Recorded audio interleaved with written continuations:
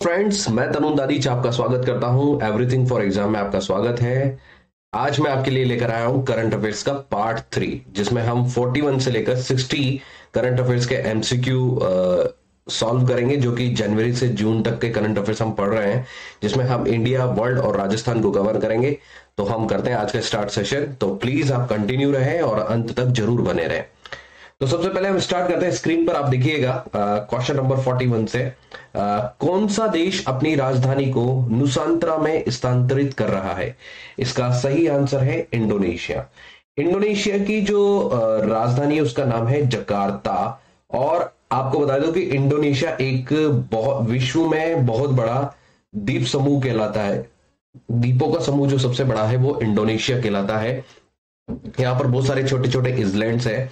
और साथ में ध्यान दीजिए, जकार्ता जो ऐसा कह रहे हैं कि समुद्र का लेवल बढ़ने से, समुद्र का जो पानी का लेवल बढ़ने से ऐसा कहते हैं कि जो जकार्ता राजधानी वो पूर्ण रूप से डूब जाएगी।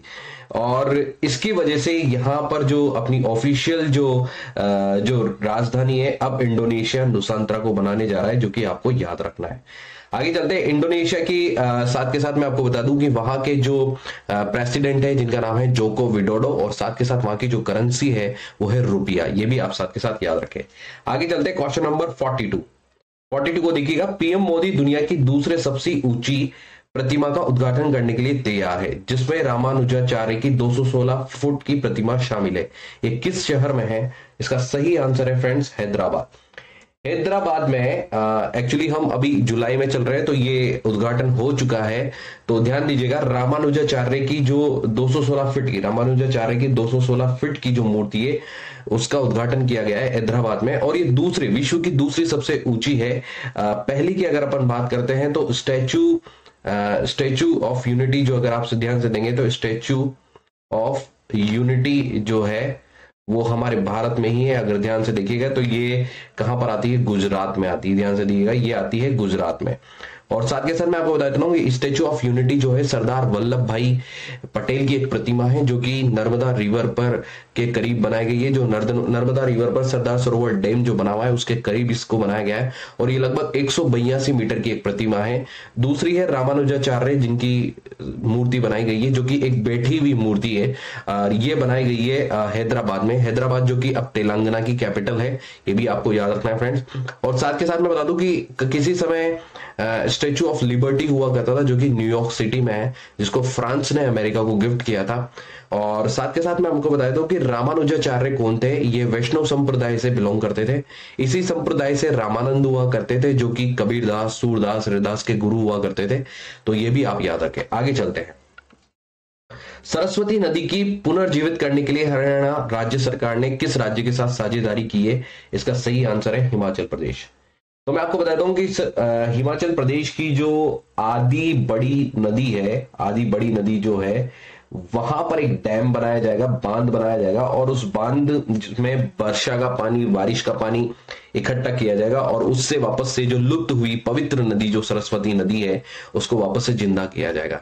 तो ऐसा कहते थे कि हमारे देश में गंगा, जमुना, सरस्वती, ये 3 पवित्र नदियां होती है, जिसमें से सरस्वती लुप्त हो चुकी है। और इन्हीं के धाम पर, इन्हीं त्रिवेणी संगम पर प्रयागराज भी बंधा हुआ है, जहां पर कुंभ का मेला भी होता है। और वैसे आपको बहुत अच्छे से पता होगा कि कुंभ मेला 4 जगह होता है: नासिक, उज्जैन, हरिद्वार और प्रयागराज। उसी प्रयागराज जो कि त्रिवेणी संगम पर बना हुआ है। इस सरस्वती नदी को वापस से जीवित करने की हरियाणा और हिमाचल प्रदेश में एक कोलैबोरेशन हुआ है।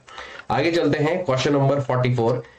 इसरो ने परीक्षण किया कि गगनयान मानव अंतरिक्ष मिशन के तहत भारत के पहले मानव वाहक रॉकेट के लिए किस इंजन का उपयोग किया जाएगा? तो इसका सही आंसर जो फ्रेंड्स है वो है विकास इंजन। मैं आपको बता दूं कि ये एक गगनयान मानव अंतरिक्ष मिशन है, जो कि किसका है? इसरो का। इसरो की फुल फॉर्म है इंडियन स्पेस रिसर्च ऑर्गेनाइजेशन, जो कि दुनिया में बेहतरीन स्पेस एजेंसीज में आती है, जैसे नासा है, और एक ही प्राइवेट एजेंसी जो अमेरिका की स्पेस एक्स, जिसके मालिक है एलोन मस्क। और इसी तरीके से रॉसकॉम रशिया की मानी जाती है, जैक्सा जापान की, उसी तरीके से भारत की इसरो को भी विश्व में बहुत ऊंचा स्थान दिया गया है। और यहां तक कि इसकी एक बहुत बड़ी उपलब्धि है PSLV, polar satellite launch vehicle, जिससे हमने लगभग 104 से ज्यादा विदेशी उपग्रह छोड़े थे। इसके लिए भी एक कीर्तिमान हमने, इसरो ने कीर्तिमान बनाया था। तो साथ के साथ मैं आपको बताता हूं कि एक गगनयान मिशन इसरो ने बनाया है, जिसमें भारत से वैसे राकेश शर्मा गए हुए हैं, कल्पना चावला गई हुई है, शिरीषा बांद्रा जो कि भारतीय मूल से जो पर्यटक के रूप में गई है।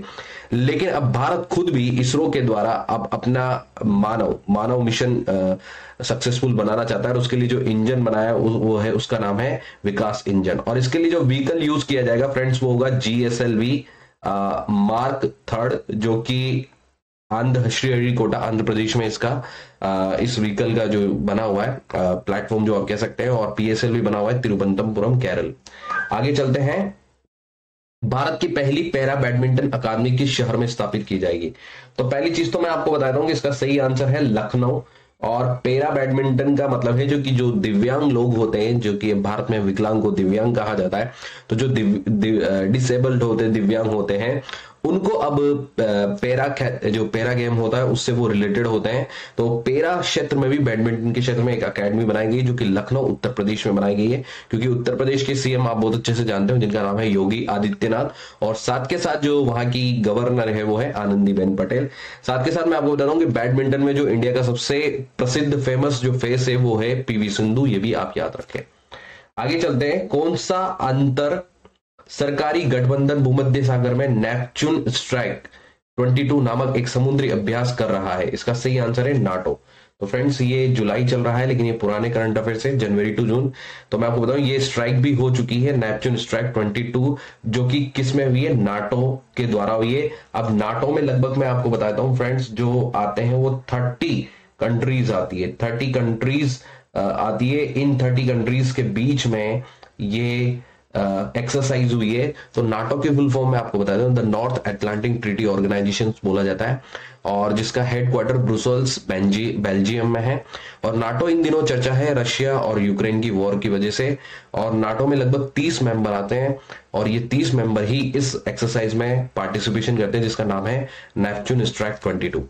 आगे चलते हैं, भारत के किस राज्य ने देश का पहला एनिमेशन, विजुअल इफेक्ट्स, गेमिंग और कॉमिक सेंटर ऑफ एक्सीलेंस स्थापित किया है? इसका सही आंसर है कर्नाटक। तो फ्रेंड्स, मैं बताता हूं कि अब भारत जब से आत्मनिर्भर भारत की आई है, तो भारत भी animation, visual effects, gaming, comic centre में, इन फील्ड्स में भी अब अपना अच्छा हाथ अपना रहा है। और ये सेंटर इसलिए बनाया है कि ताकि हम विश्व लेवल पर हमारे इस फील्ड में भी एक कीर्तिमान स्थापित कर सके। और मैं आपको बताता हूं कि जो IT हब है, जो IT हब के रूप में जाना जाता है, वो बैंगलोर को जाना जाता है। और बैंगलोर में आपको बना देता हूं कि कर्नाटक की राजधानी, कर्नाटक की कैपिटल है, इसलिए यहां पर स्थापित किया गया है। आगे चलते हैं, 2022 में भारत गणतंत्र दिवस का कौन सा संस्करण मना रहा है?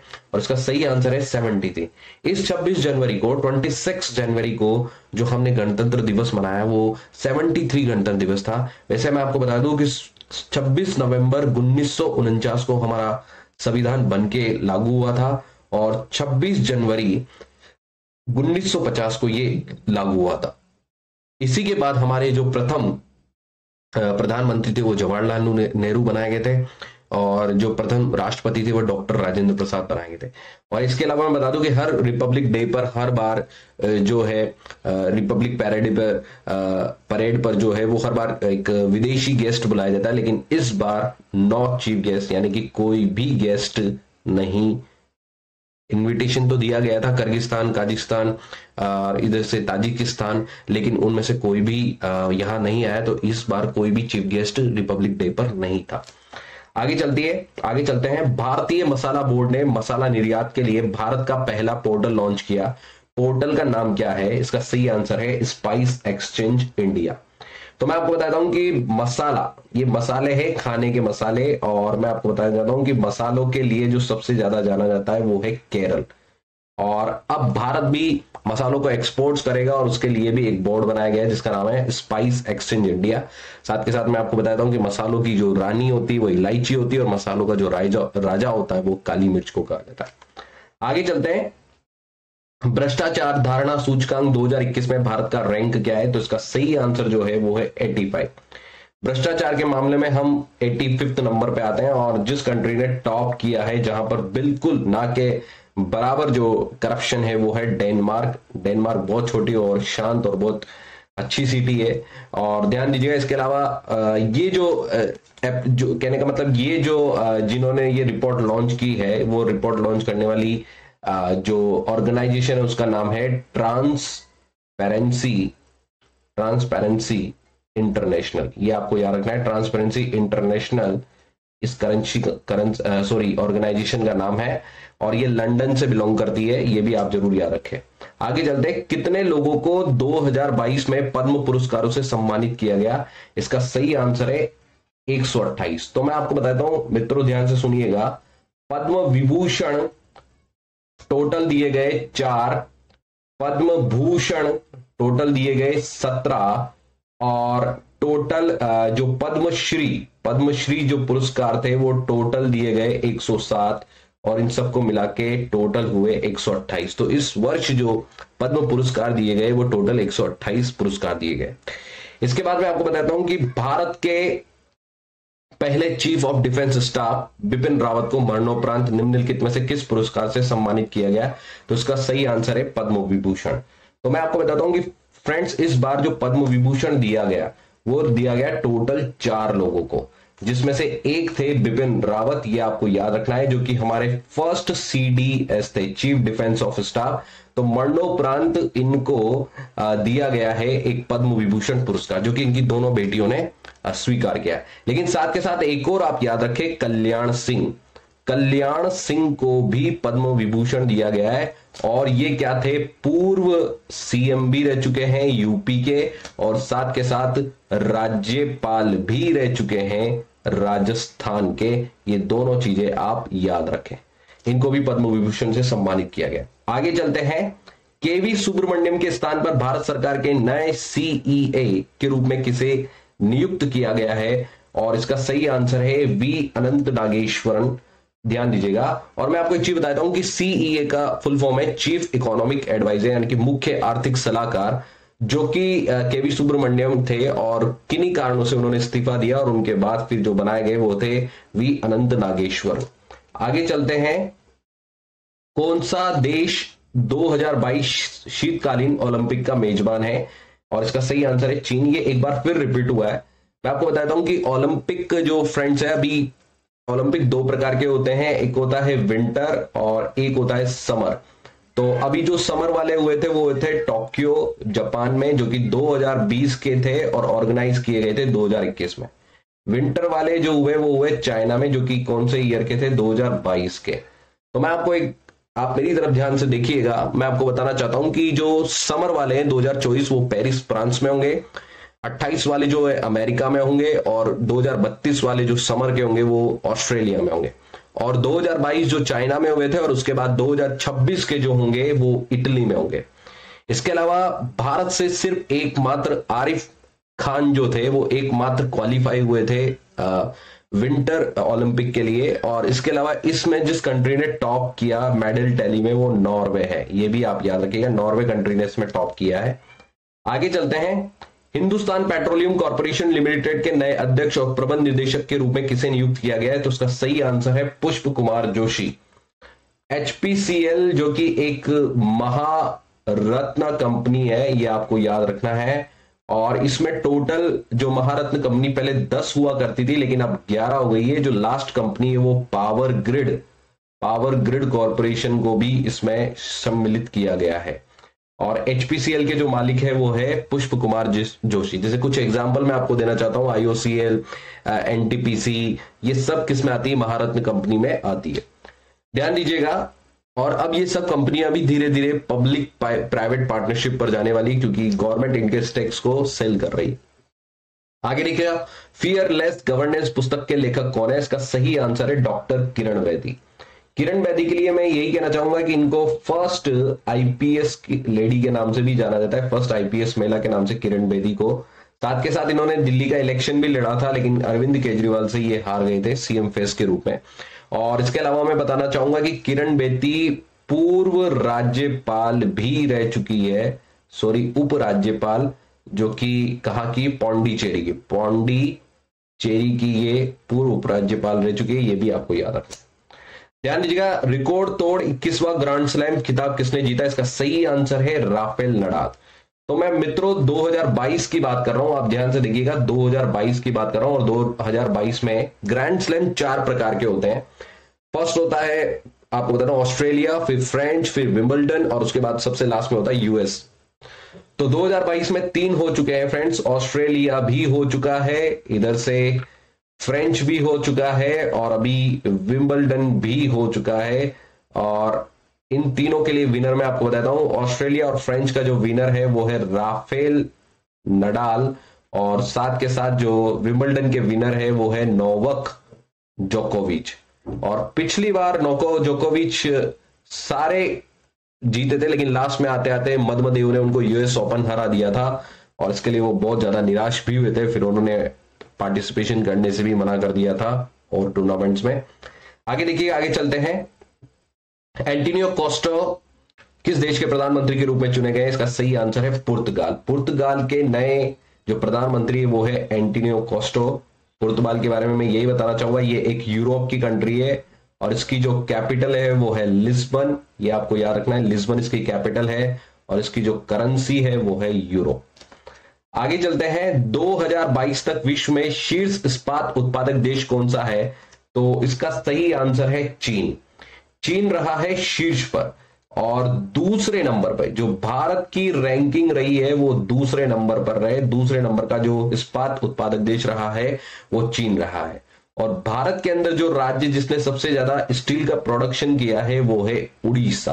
जैसे राउरकेला वगैरह आपने नाम सुना हो तो ये जाने जाते हैं, और उड़ीसा इसमें दूसरे टॉप पे रहा है भारत के अंदर, और भारत विश्व में दूसरे नंबर पे रहा है, टॉप पर चीन रहा है।